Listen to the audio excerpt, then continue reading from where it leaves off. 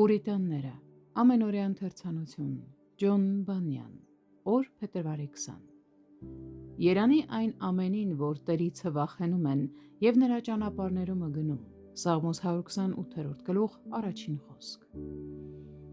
Աստծո այս աստվածավախությունից է բխում ինքնուրացումը, այսինքն սրբությամբ ձեռնպահ մնալ այն բաներից, որոնք կամ անօրինական են, կամ անպատշաճ ըստ Նեեմիայի գրքի։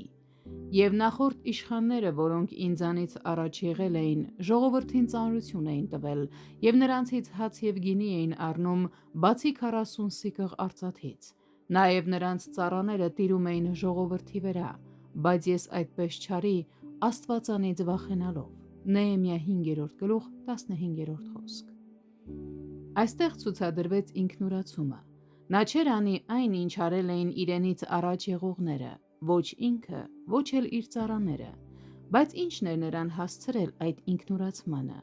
Դա Աստծո վախն էր։ Բայց ես այդպես չարի, Աստվածանից վախենալով։ Աստծո վախը, հետևաբար, ինքնուրացման պատճառն է, ինչպես նաև սրտում վախի շնորհը։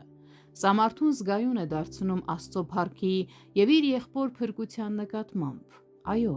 այնքան զգայուն, որ թույլերին սայթաքելու կամ վիրավորելու առիթ տալու փոխարեն նա նույնիսկ հրաժարվեց այն բանից, ինչը մյուսները երբեք չէին տատանվում անել։ Պողոսը նույնպես իր սրտում Աստծո այս վախի սրբագործող ազդեցության շնորհիվ հրաժարվեց նույնիսկ օրենքի բաներից եղբորը չգայթակղելու համար։ Ես հավիտյան միշտ չեմ ուտի, որ իմ եղբորը չգայթակղեցնեմ։ Առաջին Կորնթացիս 8-րդ գլուխ 13-րդ խոսք։